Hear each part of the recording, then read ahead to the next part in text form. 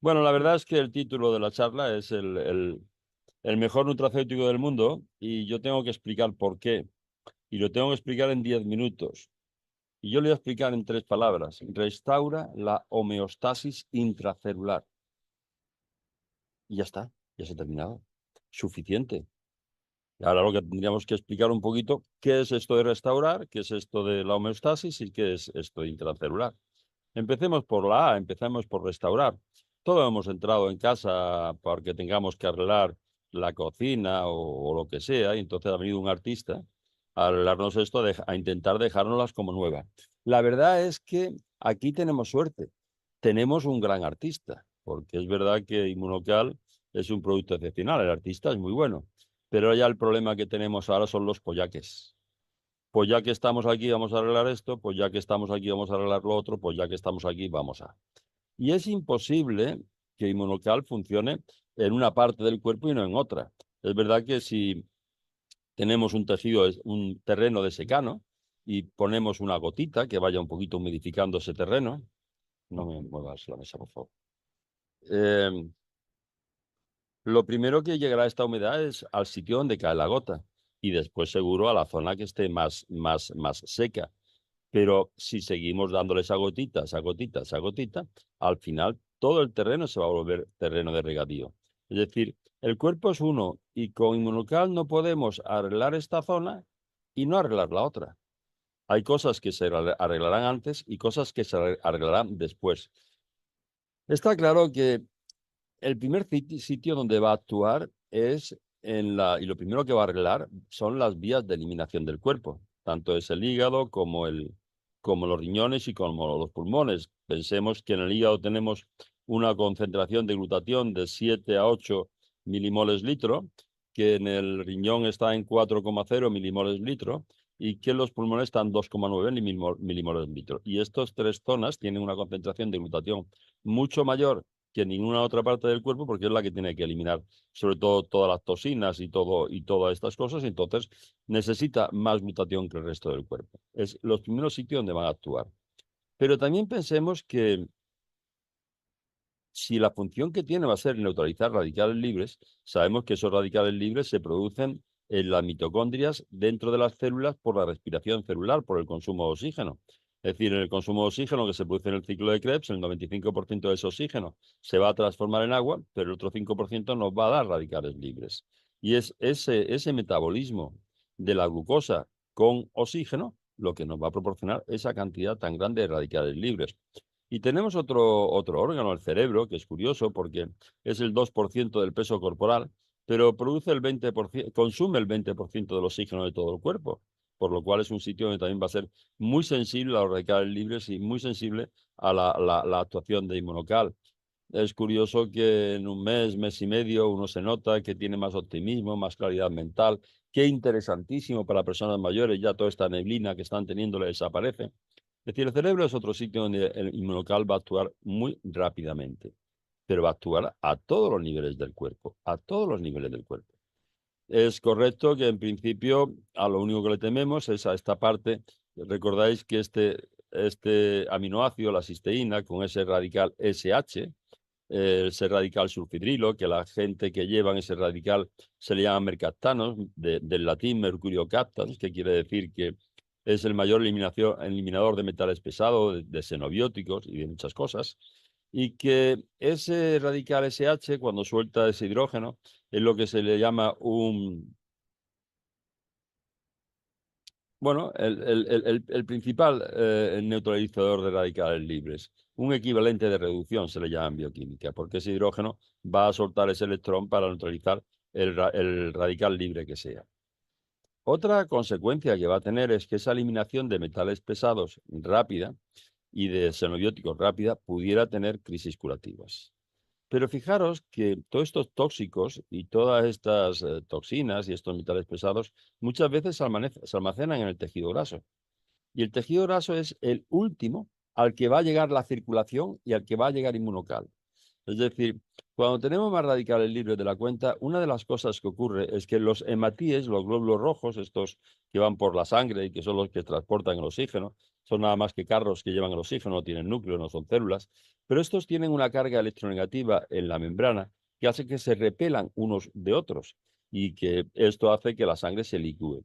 Cuando hay más radicales libres de la cuenta con la enfermedad y sobre todo también con la edad, se pierde esa carga electronegativa de la membrana del hematíes y hace que los hematíes se vayan pegando unos a otros y van por la sangre lo que llamamos apilamiento de hematíes o hematíes en pilas de moneda, que quiere decir que la sangre se espesa. Y cuando la sangre se espesa, no irriga nada. Y al último sitio donde va a llegar es a ese tejido graso, donde se acumulan principalmente todas esas toxinas y todos esos metales pesados. Cuando conseguimos que esta circulación llegue hasta el tejido graso, entonces vuelven a liberarse todos esto y por eso podemos tener crisis curativas tardías. Oye, llevo 2 meses tomándolo y ahora resulta que me ha entrado esto, me ha entrado lo otro. O llevo 3 meses tomándolo, claro, ahora ha llegado este producto hasta donde están retenidas esas toxinas, que es en el tejido graso, porque antes la circulación no llegaba a ese nivel. Es decir, el tema de la restauración o de esta casa que es nuestro cuerpo, tenemos una ventaja muy grande y es que ha venido a casa un buen artista. Nos va a arreglar todo. Pero ya que está aquí, no va a parar.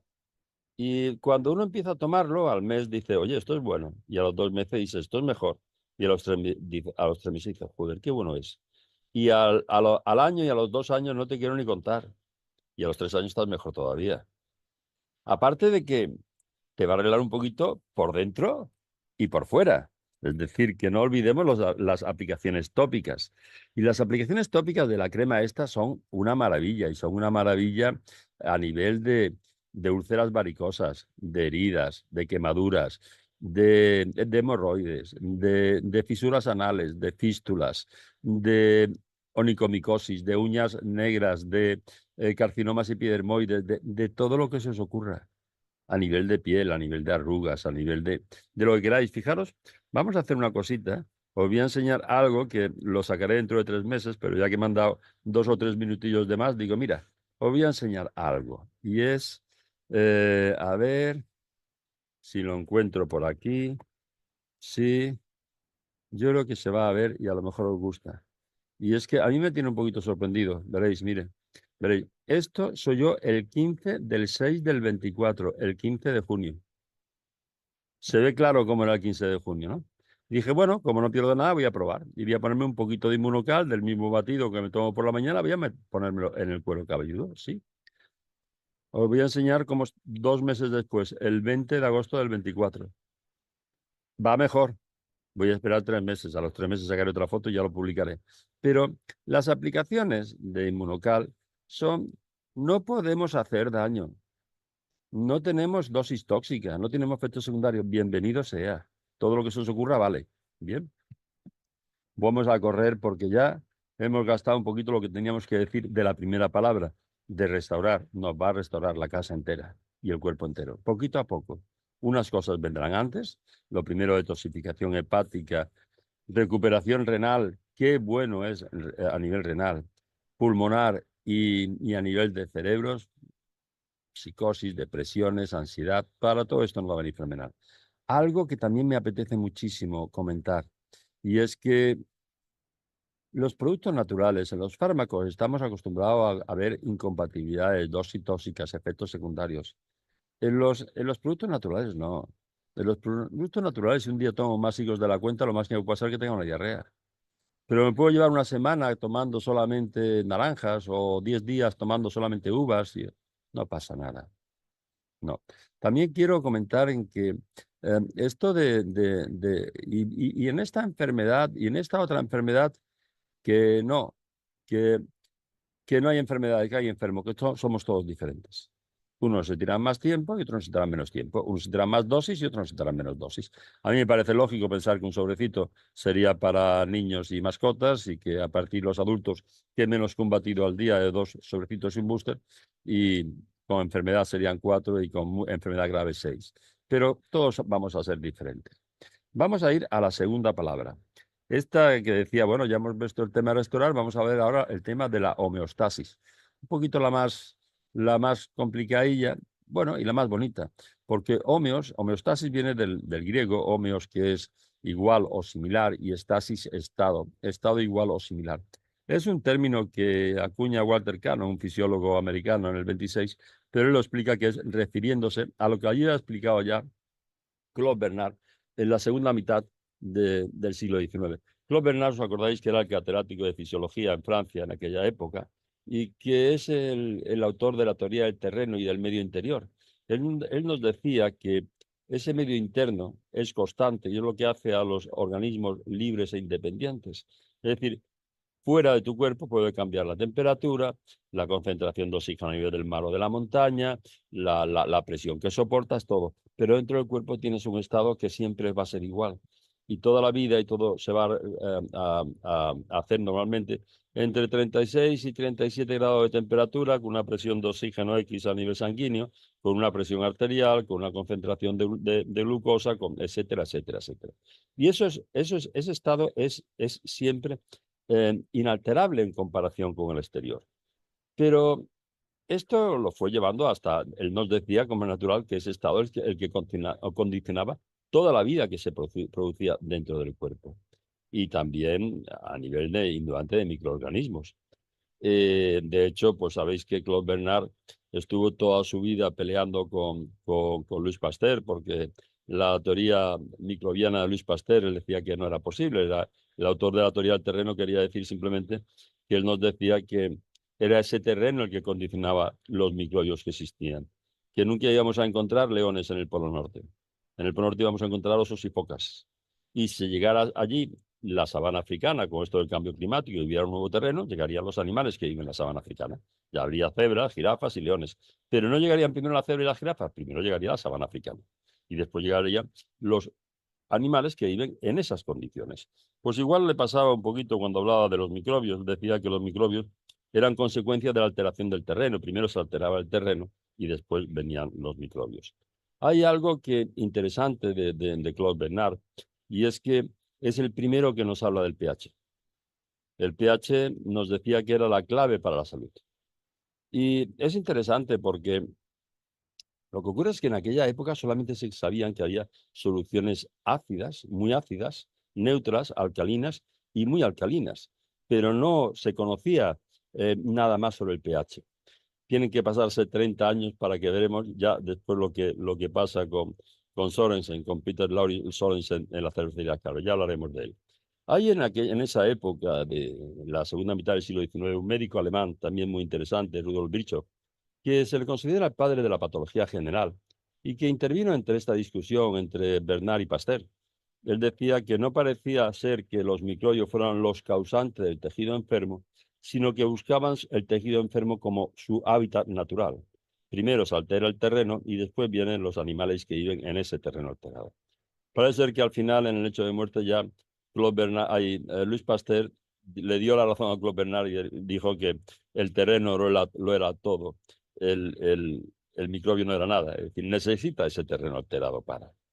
De hecho, ya os comento que hasta que no muere Claude Bernard, Luis Pasteur no entra en la Academia de la Ciencia de Francia desde 1881 con su teoría germinal de las enfermedades infecciosas. Decía Rudolf Virchow que esto de los microbios eran como los mosquitos que necesitaban el agua estancada y putrefacta, pero no eran los causantes del agua estancada y putrefacta. Primero se altera el medio. Lo interesante de Rudolf Virchow es que era el autor de la teoría celular. Él decía que las enfermedades, que muy bien, pero que se producían en las células, dentro de las células. Y que ese equilibrio del que hablaba Claude Bernard, esa homeostasis, donde tenía que producirse era dentro de la célula. Y lleva razón porque en las células, todo lo que hay en el cuerpo se fabrica dentro de las células. Y después actuará en las células o fuera de las células, pero se fabrica dentro de las células. Lleva razón. Qué curioso que tienen que pasar 30 años para que en 1909 Peter Laurie Sorensen descubra un poquito este tema o nos dé una definición un poquito de lo que era el pH. En la cervecería Carver está investigando y él al final nos define el pH como el inverso en base de 10 de la concentración de iones hidrógeno. Lo que ocurre es decir, como es el inverso al final, Al final depende nada más que de la concentración de hidrogeniones, de H positivos. Lo que ocurre es que si hay muchos, como es el inverso, tendremos un pH bajo, muy ácido. Y si hay pocos, tendremos un pH alto, porque es el inverso, sería alcalino. Pero al final depende nada más que de la concentración de hidrogeniones. Y qué curioso que cuando empiezan después a crearse en 1910-20 estos papelitos de tornasol y todos estos líquidos para ver un poquito el pH de las diferentes sustancias, dentro de las células se encuentra que hay un pH de 7,0, completamente neutro. Y fuera de la célula es 7,2 a 7,4. Y ese pH se altera. Por ejemplo, si tenemos dentro de la célula un 7,0 de pH y fuera un 7,2 a 7,4, el pH de la célula, aunque es neutro, sería ácido en comparación con el exterior de la célula, que sería alcalino. En el cáncer y en las enfermedades graves se altera y se vuelve muy ácido el medio externo y se vuelve alcalino el interior de la célula y la célula se hematiza y se hincha. Y todo tiene su porqué. Y lo curioso de esto es que en las soluciones acuosas, y el cuerpo es una solución acuosa, la cantidad de hidrogeniones que hay siempre viene por la disociación de la molécula de agua. Esa molécula de agua, que es H2O, se va a disociar en un hidroxilo, un OH negativo, y en un hidrogenión, un H positivo. Tiene que pasar unos cuantos años para que en 1954 Rebecca Hersman nos saque un poquito la teoría de los radicales libres del envenenamiento por el oxígeno y la radiación X. Y ella, bien, empieza a investigar un poquito los gases en sangre, en aviadores que estaban un poquito por ahí arriba, y se encuentran que hay especies reactivas del oxígeno que aumentan cuando hay enfermedad y aumentan con el envejecimiento. Y saca la teoría de Hersman de los radicales libres, que el problema que hay es que se ha comprobado que es cierto. Es decir, no existe enfermedad que no curse con una alteración de los radicales libres. No existe enfermedad en donde no se haya perdido esa homeostasis en el interior de las células por un aumento de esos radicales libres. Sabéis que los radicales libres hay muchos, pero hay tres que son los primarios, que es el radical hidroxilo o H negativos. Ya hemos comentado por la disociación de la molécula de agua a través también de estos hidrogeniones, hablaremos de ellos otra vez, el anión superóxido y el óxido nítrico. Esos tres radicales son los primarios. Son los primarios y son los que, combinando unos con otros o primarios con secundarios, se producen todos los demás. Y dentro de esos tres radicales primarios, el fundamental, el prioritario, el que condiciona absolutamente todo, el más frecuente, el que altera esa homeostasis intracelular, es el radical oxidilo, el radical OH negativo. Ese que nos viene por esa disociación de la molécula de agua, por ese que también nos da esos hidrogeniones, esos H positivos que van a alterar ese pH, y que es el primero que va a atacar ese eh, ese SH, ese radical sulfidrilo, ese equivalente de reducción que tenía la cisteína, porque cuando suelta ese hidrógeno se va a mezclar con el radical oxidrilo para provocar agua y para neutralizar esa alteración del medio interno. Realmente no hay un producto que pueda hacer esto hasta ahora. Hasta ahora todos los antioxidantes que teníamos, vitamina C, vitamina E, licopeno, bayas de yo no sé qué, resveratrol, etcétera, etcétera, eran ridículos en comparación con esto. Es decir, por primera vez tenemos un producto realmente eficaz a la hora de alterar la producción de antioxidantes enzimáticos en el interior de la célula. Sabemos que dentro de estos antioxidantes tenemos tres principales, igual que con los radicales libres, que son la superóxido dismutasa, las catalasas, pero muy especialmente el glutatión, es el antioxidante maestro. Me pasa igual que con los radicales libres, que tenemos tres fundamentales, el radical oxidilo, el anión superóxido y el óxido nítrico, pero el radical oxidilo es el que condiciona toda la alteración de ese pH intracelular y esa homeostasis intracelular. Bueno, pues ya hemos hablado un poquito de esta homeostasis, de lo importante que es recuperarla y que tenemos un artista que es capaz de recuperarla. Ya hemos dicho que esta restaura la homeostasis intracelular. Y ahora tenemos que hablar un poquito de qué quiere decir esto de intracelular. Y esto intracelular quiere decir que las enfermedades, lleva razón Rudolf Virchow, se producen en las células. Es decir, el cuerpo está constituido por hidrato de carbono, por grasas y por proteínas. Pero los hidratos de carbono y las grasas son fuentes de energía y estructurales de las membranas celulares y cosas por el estilo, pero el cuerpo funciona gracias a las proteínas. Gracias a las proteínas que lo forman y además que se comunica. Todas las hormonas, todas las, en fin, los mediadores, todas estas cosas siempre son proteínas. Las proteínas las tenemos muy pequeñitos, tenemos dipéptidos como este azúcar que se utiliza de sustituto mucho del azúcar, ¿Stevia? no, la stevia no, el aspartamo. El aspartamo es un dipéptido. Hay tripéptidos, como por ejemplo es el glutatión. El tamaño no es lo fundamental, es decir, hay proteínas importantísimas como puede ser la insulina, que tiene 4.800 aminoácidos, y otras que son tremendamente grandes, como puede ser las pectinas que están en el tejido muscular, que pueden llegar a tener hasta 30 y 35.000 aminoácidos, uno detrás de otro. Pero todas esas proteínas, todas sin excepción, se producen dentro de nuestras células. Cuando tomamos proteínas extrañas, las proteínas son aminoácidos, que son los ladrillos que lo forman, y que tienen un enlace peptídico que une unos aminoácidos con otros, que tiene una característica muy curiosa, y es que funcionan como las cuentas de un collar y van a girar en cualquier sentido del espacio según las cargas electromagnéticas que le influyen. Y esto hace que una proteína esté continuamente cambiando de forma, que todavía ya nos gustaría saber un poquito del porqué de esos cambios de forma. Muchas veces, es decir, pensamos que lo sabemos todos, y fijaros simplemente que, por decir algo, en las mitocondrias hay, creo que son unas 780 proteínas descritas que están continuamente cambiando de forma. Son nubecillas energéticas que se fusionan unas con otras, que se separan. Es decir, realmente sabemos muy poquito de todo esto. Pero sí sabemos que todas las proteínas que forman nuestro cuerpo, todas las proteínas que tienen que comunicar nuestro cuerpo en un sentido o en otro sentido, tienen que ser producidas dentro de nuestras células, en nuestros ribosomas, y con el visto bueno, la frecuencia y las instrucciones que tenemos en el ADN. Y que ese ADN que tenemos dentro del núcleo se comunica con los ribosomas a través de unos WhatsApp, de unos telegramas, que es el ARN mensajero, que lo único que hace es transcribir o transmitir esas instrucciones del ADN a los ribosomas para que hagan nuestras proteínas. Tienen que ser nuestras, las tenemos que producir nosotros. No podemos asimilar esas proteínas extrañas.